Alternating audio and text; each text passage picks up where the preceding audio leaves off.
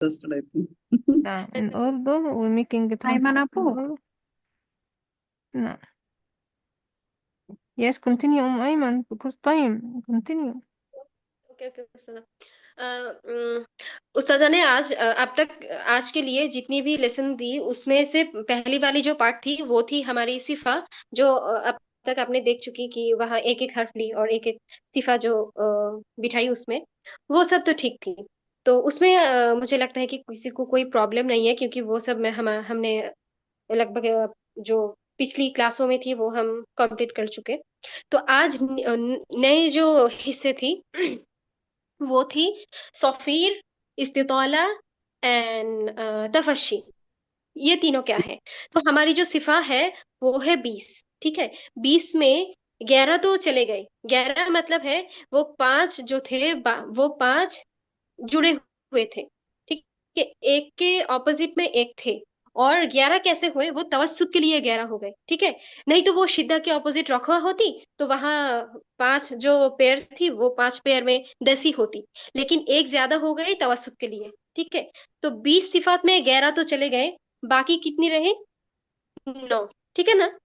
वो No. 9 में, हाँ, 9 में आज उस्ताजा ने तीन कही। पहली वाली थी सफीर, दूसरी वाली थी तफशी, और तीसरी वाली थी इस्तितौला। तो सफीर क्या है? ये एक सीटी की तरह साउंड होती है।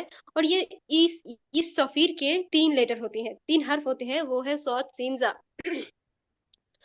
तो उस्ताजा मेन जो पार्ट आज हमें समझना है हम लोगों को उस्ताजा की इस लेसन से, वो है ये सफीर कहीं ना कहीं पिछले वाले जो हमने पांच जो जुड़वे पड़े थे ना उस पे डिपेंड करती है, उस पे निर्भर करती है। कैसे? देखिए, अब जब सफीर की एस ऐसे निकालती है तो आप हम्स के बगैर क्या आप यहाँ रखवा कर सकती हैं? एस अ, और और अगर मैं कहूँ कि आप रखवा को लीव कर दीजिए, रखवा को आप कट कर दीजिए और आप सिर्फ या क्या कहते हैं, हवा निकालिए, तो क्या ये पॉसिबल है? रखवा को मैं कट कर दूं और सिर्फ हवा निकालो, अस अस अस, अस ऐसे नहीं हो जाएगी वो। तो इसके मतलब मैंने देखा कि ये सीन की सफीर जो है इसे मैं रखवा के बगैर या हम्स के बगैर मैं इसे कर नहीं सकती हूँ। तो और रही ये इस्तेला और इस्तिफाल की जो बात, वो है ये हैवी होगी या लाइट होगी। तो जैसे कि हम जानते हैं कि ये सीन को हमें पतली रखनी थी, तो इसे हम इस्तिफाल के अंडर में रखेंगे। ठीक है, तो अगर और आप अभी कह सकते हैं कि तो फिर हमने इतोबा को इनफिदा को क्यों छोड़ दी? इतोबा को इनफिदा को इसलिए छोड़ दी क्योंकि इतोबा की जो सौदो तोजो है वो ऑलरेडी इस्तेला में है।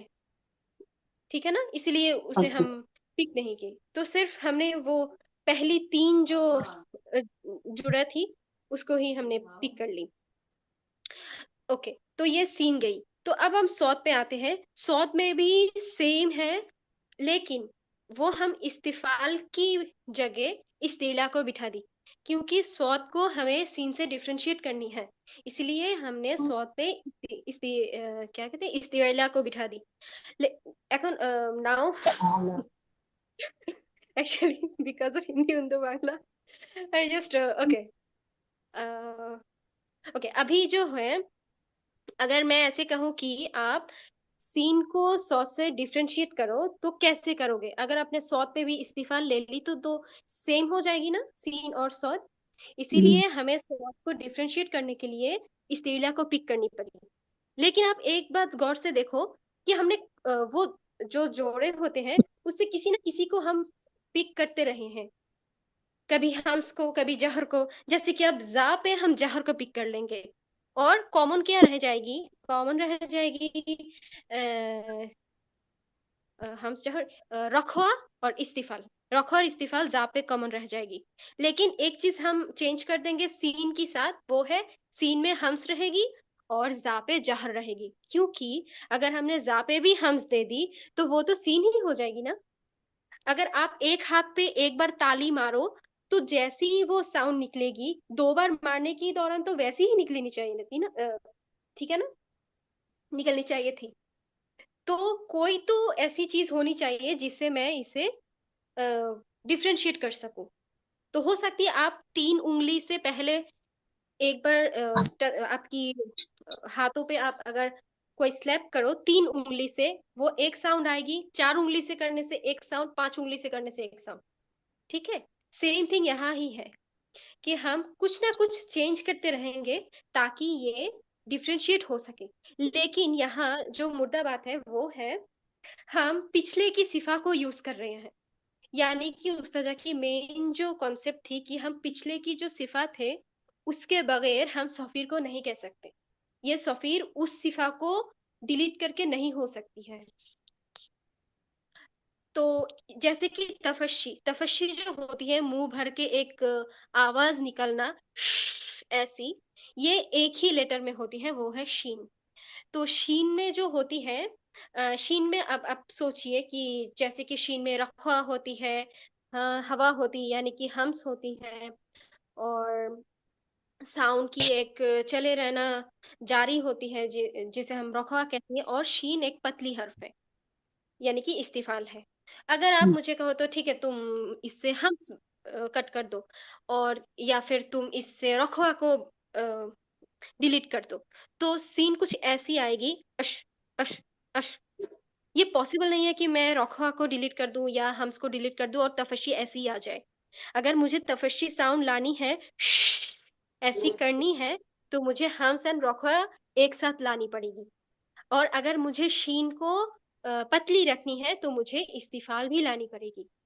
यानी कि ये तफशी उन तीनों की बगैर नहीं हो सकती। हम्म। समझ में आई?